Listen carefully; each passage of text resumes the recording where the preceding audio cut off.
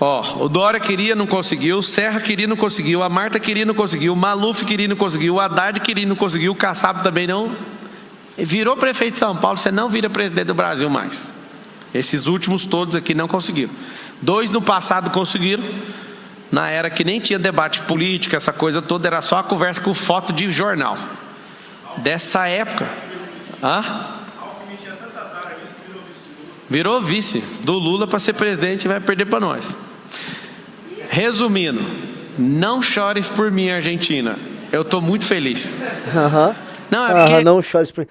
Isso aí, assim, ele quer contar vantagem depois de ter se ferrado. Eu só vou lembrar aqui pra vocês, tá? Aqui, informações de bastidor com Renan Santos. Com o Tonico da Análises. Assim, com o Tonico da Análises. Assim, ó, tá bem quente, bem quente. Esse sujeito perdeu os direitos políticos por 8 anos, tá? Eita. Bem quente. Bem quente. Inclusive, um dos motivos dele tá batendo no Tarcísio é que ele acha... Ó, tô te trazendo... Assim... Ele acha que é o Tarcísio se movimentando nas cortes superiores, tá? Para ferrar ele, tá? Então o Marçal, boa parte desse discurso dele é um discurso já de contenção de danos porque ele tá cuidando da merda que ele fez, tá? Porque politicamente falando, desde o negócio da carta, que foi uma cagada dele, e é uma cagada que ele cometeu, não porque ele quis se sabotar, mas no fundo é uma cagada que ele cometeu com o objetivo... sei lá, a ubris, né? O cara acha que é muito bom e não sei o que tudo vai dar certo, e ele se torna arrogante. Na prática, tá? Ele tá agora administrando um passivo que ele gerou e vai entrar nesse buraco aí, tá? Então, essa fingição que ele tá falando, e essa ideia, assim, ele foi fazer um cálculo, olha, todo mundo que foi prefeito de São Paulo e tentou ser presidente, não deu certo. Aí ele vai, quer ver, vamos começar a fazer vamos pegar a lista dele, é sempre bom analisar as coisas dentro do prisma concreto, porque o cara tá com os nomes, faz um name dropping, mas não tem sentido. Vamos ler, volta ali. Volta pra onde? Não entendi? O começo que ele vai citando o nome dos prefeitos. Tá mim. Ó, o Dória queria, não conseguiu, o Serra queria, não conseguiu, a Marta queria, não conseguiu, o Maluf... Vamos lá. Vamos começar pelo Serra. O Serra tentou ser prefeito de São Paulo e não conseguiu. Depois tentou ser presidente e não conseguiu. Aí sim ele foi candidato a prefeito e conseguiu na eleição de 2004. Calma, você foi governador então? Não. Ele foi prefeito de São Paulo em 2004. Ah, tu não conseguiu? Ele tentou ser prefeito de São Paulo na eleição foi de 96, eu acho. Ah, tá. 96 ou 2000 foi o Alckmin. Foi 96, ele tentou e não conseguiu. Você é candidato a prefeito, ficou em terceiro na eleição. Em 2004 ele ganhou. Então, ele tentou ser presidente antes de você tentar ser prefeito. O objetivo dele sempre foi ser presidente. E não foi porque foi prefeito, então não bate. Vamos lá. Dória foi prefeito, tentou ser presidente e não conseguiu. Essa ele acertou na lógica dele. Vamos lá. Serra e depois falou Marta. Isso, Marta. A Marta Suplicy nunca tentou ser presidente da República. Então não conta, já 2 não contam, vamos lá. O queria não conseguiu, o Haddad queria não conseguiu, o Haddad queria e não conseguiu. Sim, o Haddad queria e não conseguiu. Quem próximo? Kassab também não.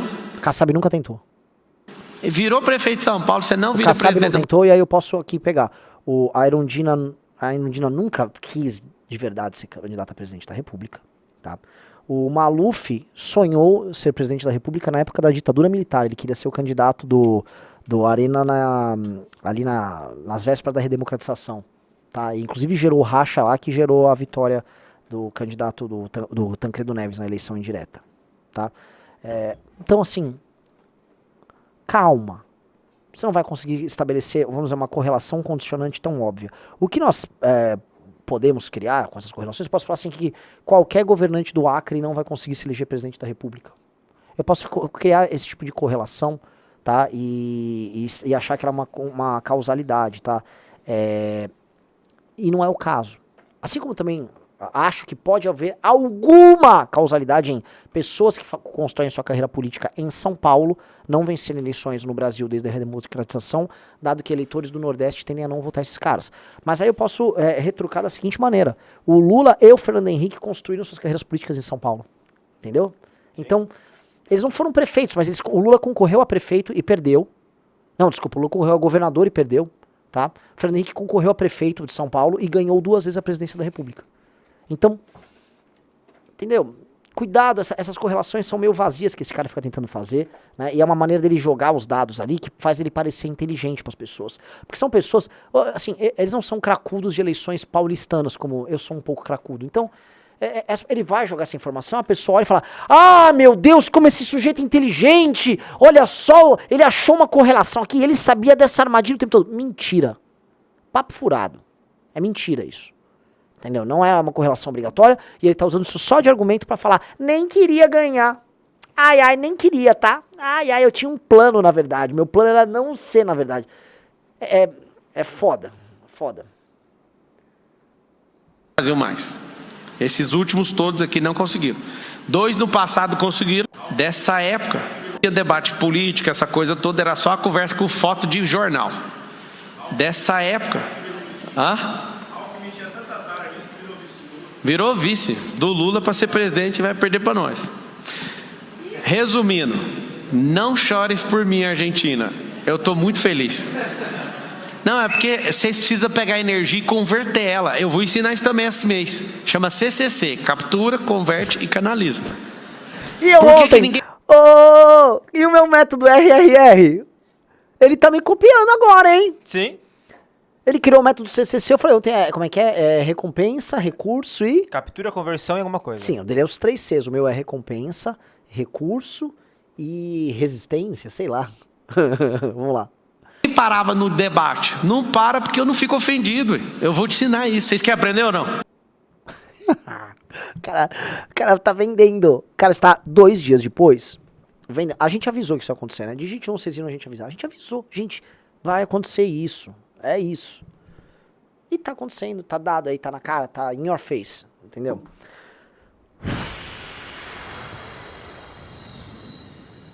Aí vamos lá agora pro vídeo dele, né? Marçal pede retratação de Bolsonaro e Tarcísio, rejeita apoiar Nunes e diz que Boulos deve ganhar. O influenciador diz que o deputado do PSOL e Lula tem a língua do povo e reafirma que disputará o governo presidente de 2026. Não é exatamente verdade, né, Marçal? O Boulos definitivamente não tem a língua do povo. O Boulos é um sujeito que perdeu nas regiões, tirando, pra ser justo com o Boulos, acho que ele ganhou o extremo da Zona Leste e ganhou a região do Campo Limpo, onde ele supostamente mora, tá? Mas o extremo da Zona Sul, que é a região mais pobre de São Paulo, quem ganhou foi o Nunes, tá? E o Boulos ganhou muito na elite. O Boulos é um cara que vai muito na elite. Fato dado. Tá? Então ele não tem papo, o papo do Boulos, ele é simulado como um papo popular. O papo do Lula não, o papo do Lula é eminentemente um papo proletário. Tá? Tem o vídeo dele falando isso pra gente reagir?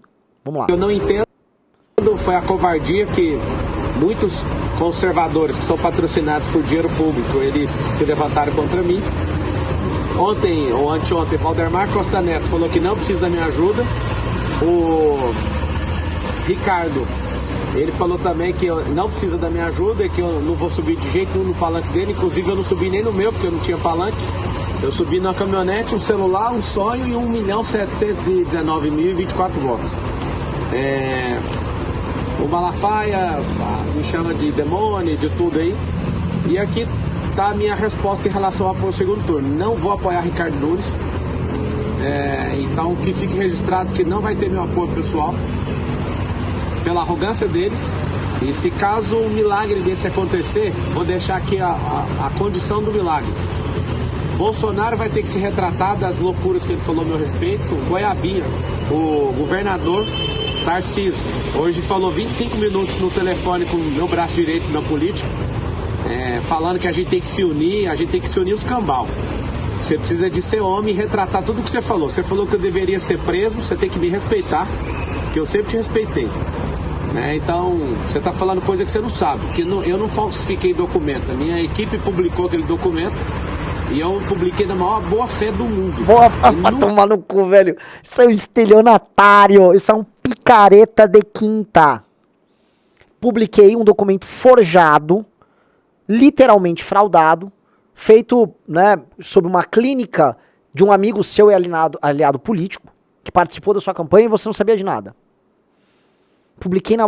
Vocês veem que é um sujeito, a partir do momento que você percebe que ele não cora pra falar uma mentira dessas, que nada do que ele fala é verdadeiro, que tudo que ele for falar, ele vai falar com a mesma cara de psicopata que ele tá falando uma mentira deslavada e criminosa.